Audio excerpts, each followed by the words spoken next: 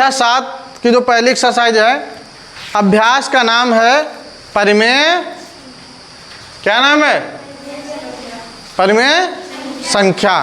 ठीक, परिमेय संख्याएं। और इस परिमेय संख्याओं में हमने बताया था कि परिमेय संख्याएं होती क्या हैं। यहाँ ज़्यादा विस्तृत रूप में चर्चा नहीं की गई है, लेकिन इतना चर्चा की गई है कि हम आसानी से परिमेय संख्याओं को लिख सके, बता सके कौन सी हैं। जैसे एग्जाम्पल के तौर पे हमने कहा कि बात की गई है परिमेय संख्या क्या है, तो सबसे पहले परिमेय संख्या जान ले क्या है। परिमेय संख्याएं, ठीक। तो परिमेय संख्या वो संख्या होती है जो अंश बटे हर के रूप में लिखी हो। ठीक, जो अंश बटे हर के रूप में संख्या लिखी हो वो संख्या क्या कहलाएगी? परिमेय संख्या। या फिर हम ऐसे कह सकते हैं कि जो संख्या लिखी हो P बटे Q के रूप में। ठीक, यदि परिमेय संख्या P बटे Q के रूप में लिखी है तो हम उसे क्या कहेंगे कि वो परिमेय संख्या है। और P बटे Q के रूप में, यानी जैसे हमने ये P बटे Q के रूप में लिख दी, मतलब अंश बटे हर के रूप में संख्या लिखी हो। और उसमें यह भी है कि जो हर है, यानी जो Q का मान है वो 0 के बराबर नहीं होना चाहिए। आई बात समझ में? कहने का मतलब ये है कि जो परिमेय संख्या वो मानी जाएगी जो अंश बटे हर के रूप में लिखी हो, और साथ में वो होगी जिसका हर 0 ना हो। कि पता लगा संख्या, जैसे मान लीजिए 5 बटे 0 संख्या अंश बटे हर के रूप में तो लिखी है, लेकिन इसका हर कितना हो गया? 0। अर्थात हम यह कह सकते हैं Q का मान जो है वो 0 के बराबर है।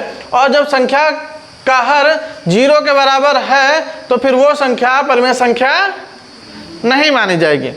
ठीक, तो ये हम बता सकते हैं कि यदि परिमेय संख्या अंश बटे हर के रूप में लिखी है तो वो परिमेय संख्या अंश बटे हर के रूप में लिखी है तो वो परिमेय संख्या मानी जाएगी।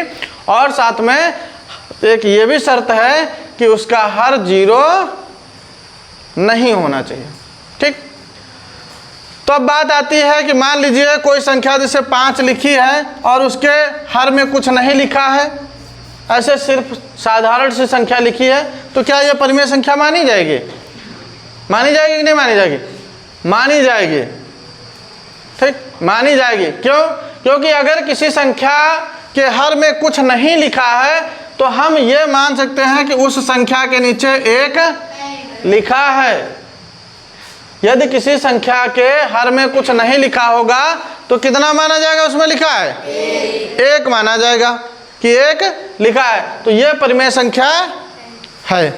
ठीक, इसी तरह से हमें यहाँ क्वेश्चन, कई सारे क्वेश्चन मिलेंगे पढ़ने के लिए।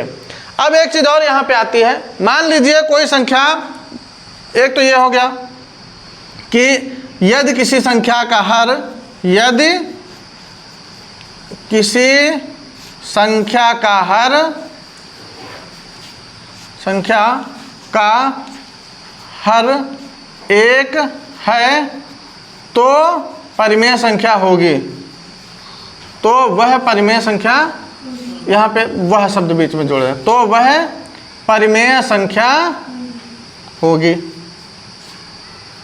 ठीक, या ये कह सकते हैं कि किसी मतलब कोई संख्या लिखी है और उसके हर में कुछ ना हो तो वो परिमेय संख्या मानी जाए। जैसे मान लीजिए 5 लिखा है तो हमने 1 लिख दिया 5 बटे 1, या 10 लिखा है तो कुछ नहीं लिखा, हमने उसके नीचे 1 कर दिया, तो ये परिमेय संख्या मानी जाएगी।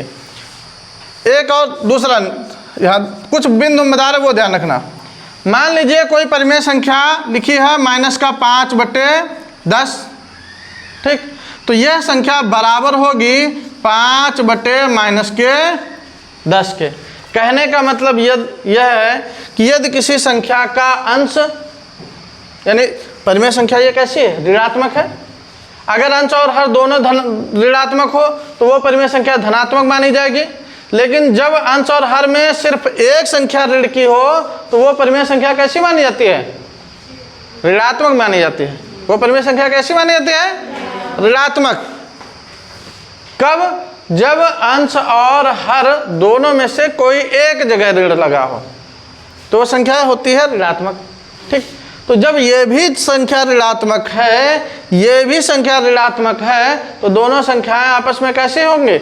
बराबर होंगे। या ये हम कह सकते हैं कि अगर हमें कहीं -5/10 लिखा मिल जाए तो हम उसके स्थान पर 10 यानी 5/-10 लिख सकते हैं। या फिर कहीं 5/-10 लिखा मिल जाए तो हम उसके स्थान पर -5/10 लिख सकते हैं। बात समझ गए ना? कहने का मतलब यह है कि यदि किसी संख्या का अंश ऋणात्मक है तो और हर धनात्मक है तो उसके हम अंश को धनात्मक बनाने के लिए चिन्ह सिर्फ ऐसे परिवर्तित कर सकते हैं। या फिर एक तरीका और है कि हम -1 से ऊपर और -1 से नीचे ऊपर नीचे गुणा कर दें। तो -1 से जब ऊपर नीचे गुणा करेंगे तब भी संख्या अपने आप बदल जाएगी। कहने का मतलब यह है कि अगर संख्या ऋण की होगी तो वो धन की हो जाएगी और धन की होगी तो वो ऋण की हो जाएगी। जैसे -5/10 संख्या बताई हमने, लिखी है। हमें इसके हर को ऋणात्मक बनाना है, ठीक? तो क्या करेंगे? यानी इसमें लिख दिया कि हर को ऋणात्मक, या ये कह सकता है कि अंश को धनात्मक बनाइए, ठीक? ऋणात्मक बनाएं। तो हम क्या करेंगे? चाहे अंश को ऋणात्मक कहें चाहे हर को कहें, सिर्फ हम -1 से ऊपर नीचे गुणा कर देंगे। तो जैसे गुणा करेंगे तो क्या आ जाएगा? 5 कम 5/10 कम 10, माइनस माइनस प्लस हो जाएगा और नीचे धन और ऋण दोनों का गुणा ऋण। तो यहाँ पर हम क्या देगा? संख्या का जो परिमेय जो संख्या थी उसका अंश ऋणात्मक था। -1 से हमने ऊपर नीचे दोनों में गुणा किया तो अंश तो धनात्मक हो गया लेकिन हर ऋणात्मक हो गया। इस तरह से हम किसी भी परिमेय संख्या के अंश को धनात्मक बना सकते हैं और किसी भी परिमेय संख्या के हर को धनात्मक बना सकते हैं। चाहे अंश को धनात्मक बनाने के लिए कहा जाए और चाहे हर को धनात्मक बनाने के लिए कहा जाए, हमें सिर्फ क्या करना है? -1 से ऊपर नीचे गुणा करना है। बात समझ में आई? तो इतना ये समझ गए ना? क्या अभी तक हमने बताया कि यदि कोई संख्या अंश बटे हर के रूप में लिखी है या P/Q के रूप में लिखी है तो वह परिमेय संख्या मानी जाएगी, जबकि एक शर्त है कि उसका जो हर है यानी जो Q का मान है वो 0 के बराबर नहीं होना चाहिए, ठीक? ये तो परिमेय संख्या की हो गई। दूसरा कि यदि परिमेय संख्या के यानी कोई परिमेय संख्या लिखी और उसके हर में कुछ नहीं लिखा है, उसके हर में कुछ नहीं लिखा है, तो हम क्या मान के चलेंगे कि उसके हर में एक लिखा है। अर्थात ये कह सकते हैं कि यदि किसी संख्या का हर 1 है तो भी वह परिमेय संख्या होगी, ठीक? दूसरा, यदि किसी परिमेय संख्या का अंश ऋणात्मक है और हर धनात्मक है तो वह संख्या जो होगी जिसका अंश धनात्मक और हर ऋणात्मक होगा उस संख्या के बराबर होगी, ठीक? अब हम लोग इसके बाद आते हैं सीधा एक्सरसाइज पर। और हाँ, एक टॉपिक इस पर एक्सरसाइज का एक और रहेगा। एक आता है मानक रूप, कि मानक रूप क्या होता है, ठीक?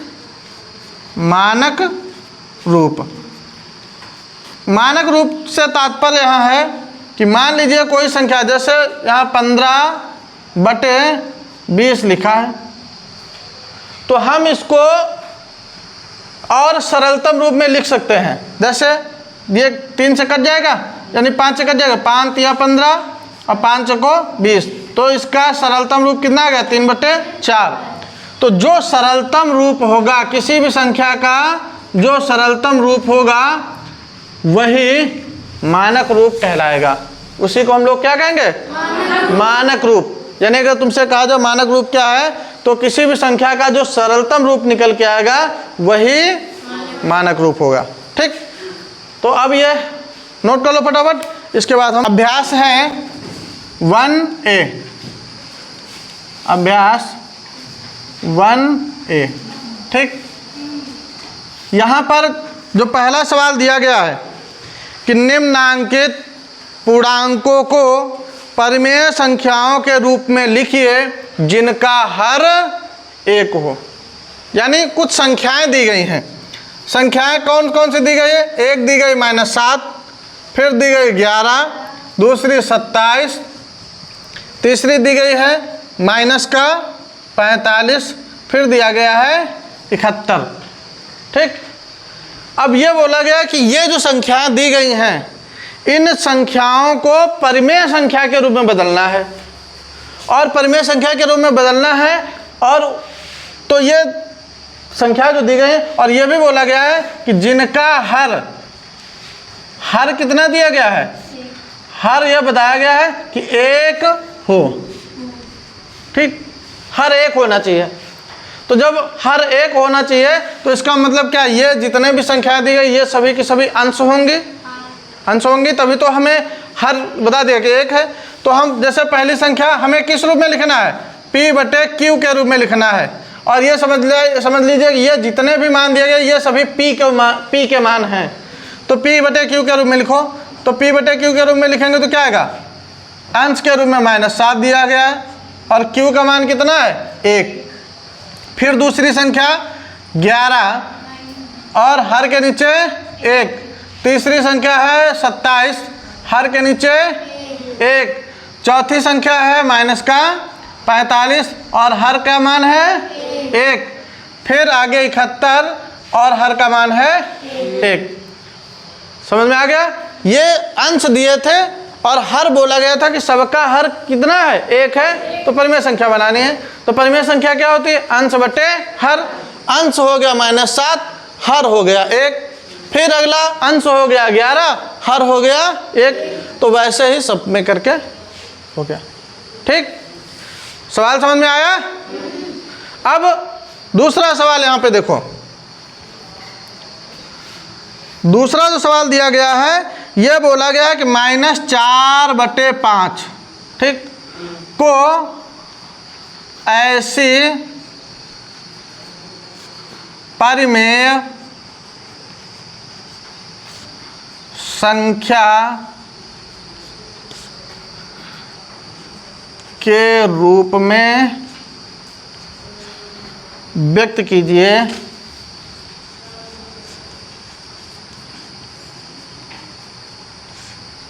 जिनका अंश जिसका अंश। अब यहाँ पर जिसका अंश दिए गए हैं, जैसे का नंबर में दिया गया है 8, खा नंबर में दिया गया है -16, गा नंबर में दिया गया है 20, ठीक, और घा नंबर में दिया गया है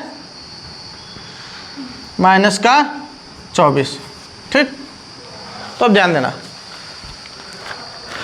परिमेय संख्या दी गई है कितनी? -4/5।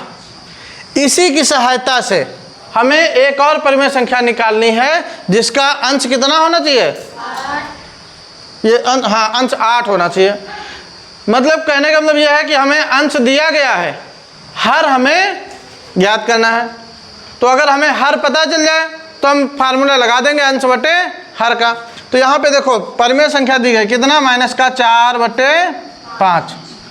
अब हमें यह ध्यान देना है कि हमें अंश कितना दिया गया है? जिसका अंश कितना है?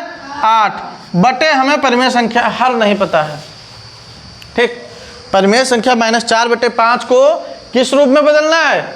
8, मतलब ऐसी परिमेय संख्या के रूप में बदलना है जिसका अंश हो कितना? 8। तो हम क्या करेंगे? अब यहाँ से ध्यान देना, जैसे -4 है तो -4 में हम किस संख्या से गुणा करें कि 8 हो जाए? तो हम किस संख्या से गुणा करें? अगर हम इसमें -2 से गुणा कर दें, ध्यान देना कि यानी पहले तो ये अंक देखो, अगर हम 2 से गुणा कर दें तो 8 हो जाएगा, यानी 4 में 2 से गुणा करो तो 8 हो जाएगा। तो जिस संख्या से ऊपर गुणा करेंगे उसी संख्या से हम नीचे गुणा करेंगे। अब ध्यान देना है चिन्ह का, यहाँ पे हमें लाना है प्लस का। और प्लस का मान कब आता है? जब 2 समान चिन्ह वाली संख्याओं का गुणा किया जाए। मतलब अगर यहाँ माइनस है तो यहाँ भी माइनस होना चाहिए, या फिर यहाँ प्लस होता, क्योंकि माइनस माइनस की संख्या का गुणा प्लस होता है और प्लस प्लस की संख्या का गुणा प्लस होता है। तो यहाँ हमें प्लस की संख्या लानी है, तो या तो यहाँ माइनस माइनस होता या फिर प्लस प्लस होता। तो एक माइनस पहले से लगा है, इसका मतलब माइनस की ही संख्या लानी पड़ेगी हमें यहाँ। तो हम क्या करेंगे, -2 से गुणा, -2 से ऊपर गुणा तो -2 से नीचे गुणा। अब देखो 4 दूना 8, ऋण ऋण का गुणा धन। अब 5 दूना 10 और धन ऋण का गुणा ऋण, यानी समान चिन्हों का गुणा हमेशा माइनस होता है। बस हो गया सवाल पहला, समझ गए। हमारा ये पहला सवाल हो गया।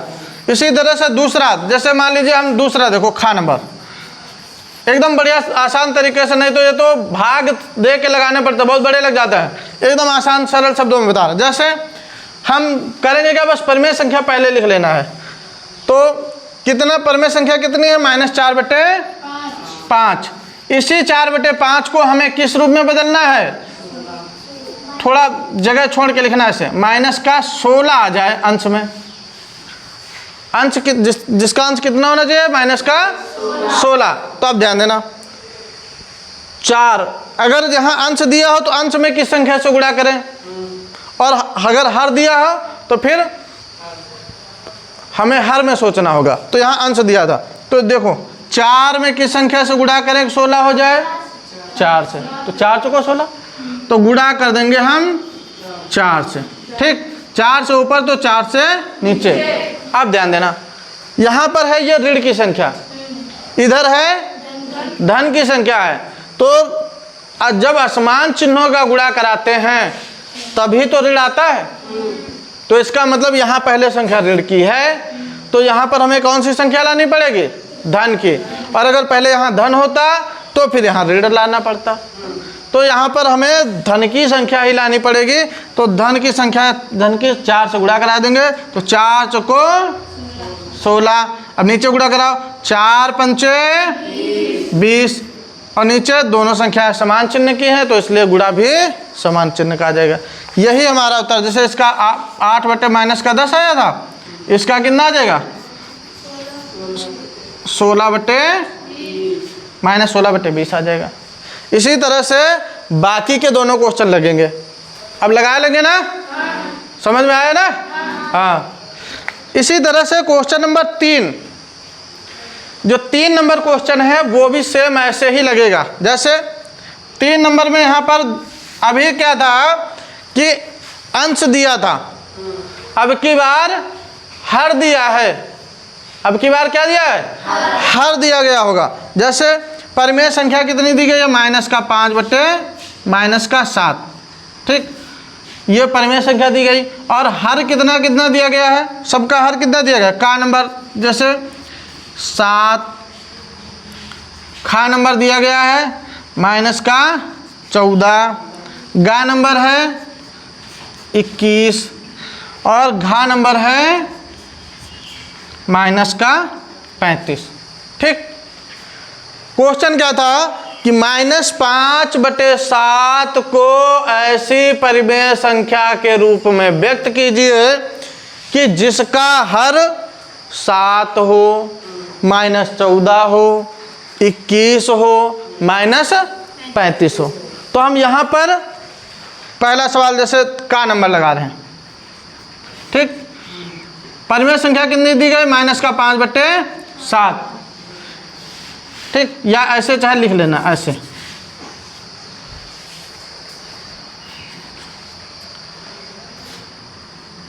हर कितना दिया गया है, 7। परिमेय संख्या कितनी दी गई है, परिमेय संख्या कितना दिया गया है, -5/-7। ठीक, कितना दिया गया, -5/-7। अब देखो कितना लाना है, हर में कितना लाना है, हर में 7 लाना, तो इसको नीचे लिखेंगे। ठीक, हर में 7 लाना है तो हम नीचे 7 लिखेंगे। अब क्या करना है, किस संख्या से, देखो अब इसमें हमें गुणा कराना है। तो 7 में किस संख्या से गुणा करें कि 7 आ जाए, तो 7 में किस संख्या से गुणा करें, 7 आ जाए, 1 से। तो 1 से नीचे गुणा, तो 1 से ऊपर गुणा। अब ध्यान देना, यहाँ पर 7 लाना है कैसा, धन का, और हमारे पास कैसा है जो परिमेय संख्या ऋण की है। तो धन की संख्या लाने के लिए क्या करना पड़ेगा, हमें ऋण वाली संख्या से ही गुणा करना पड़ेगा, क्योंकि हमारे पास पहले से ऋण है। तो जब ऋण की संख्या को ऋण की संख्या से ही गुणा किया जाएगा तभी धन की संख्या आएगी। तो फिर क्या करेंगे, ऋण की संख्या से गुणा, यानी ऋण का नीचे 1 से गुणा और ऊपर भी ऋण की संख्या से गुणा। तो 5 एकम 5, 7 एकम 7, ऋण ऋण का गुणा धन, ऋण ऋण का गुणा धन। बस आंसर हो गया। समझ में आया? इसी तरह से इसके बाकी के सवाल सब लगेंगे। ठीक, अब जैसे इसी का ये 3 नंबर हो गया। 4 नंबर क्वेश्चन बोला गया है, कह रहा निम्नांकित परिमेय संख्या के हर को धनात्मक बनाइए। किसको धनात्मक बनाना है, हर को धनात्मक बनाना है। ठीक, अब हर को धनात्मक बनाने के लिए हमने अभी पहले ही अभ्यास पढ़ाने से पहले ही बता दिया था, चाहे हर को धनात्मक बनाने के लिए कहा जाए चाहे अंश को, हमें एक संख्या से सिर्फ गुणा करा देना है। किस संख्या से गुणा कराना है, माइनस के 1 से। तो गुणा करा दो। जैसे खा नंबर सवाल है, का नंबर सवाल है माइनस का 9 बटे माइनस का 11।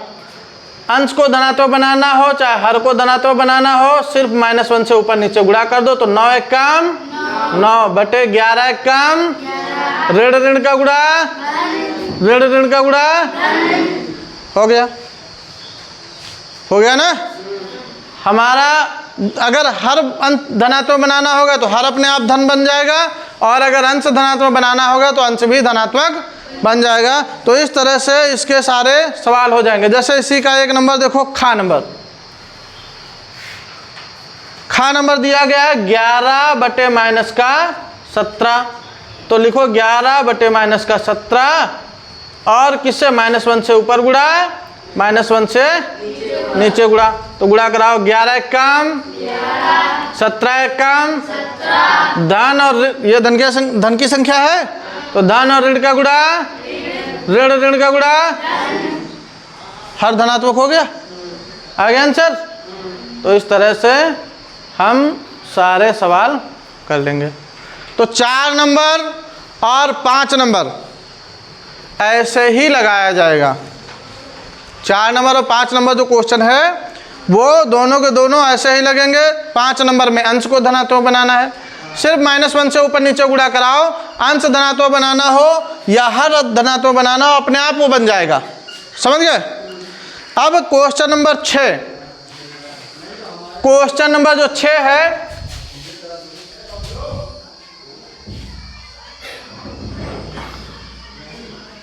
क्वेश्चन नंबर जो 6 है, तो क्वेश्चन नंबर 6 में क्या है, यह बोला गया है कि कौन सी परिमेय संख्याएं धनात्मक हैं और कौन सी परिमेय संख्याएं ऋणात्मक हैं। 6 और 7 दोनों यही हैं। तो सेम सवाल 6, 7 भी क्या करना, क्या है, सिर्फ एक तरीका, अगर अंश और हर दोनों जगह समान चिन्ह हो, अंश और हर दोनों जगह समान चिन्ह हो, यानी एक ही तरह के, चाहे माइनस माइनस हो या प्लस प्लस हो, तो वो परिमेय संख्या धनात्मक होगी। और अगर दोनों जगह समान चिन्ह नहीं है अंश और हर में, तो वो परिमेय संख्या कैसी होगी, ऋणात्मक होगी। तो हम यहाँ पर सीधा एक सूत्र समझ लो लिखे दे रहे हैं, बहुत इंपॉर्टेंट है, ध्यान रखना। यदि अंश व हर दोनों समान चिन्ह के हैं, समान चिन्ह के हैं, तो वह परिमेय संख्या कैसी होगी, धनात्मक होगी। ठीक, और यदि अंश और हर दोनों समान चिन्ह के नहीं हैं तो वो कैसी होगी? ऋणात्मक होगी। तो इस तरह से ये हमारे 7 नंबर तक के क्वेश्चन हो जाएंगे, बाकी के कल। पहले इनको लगाना।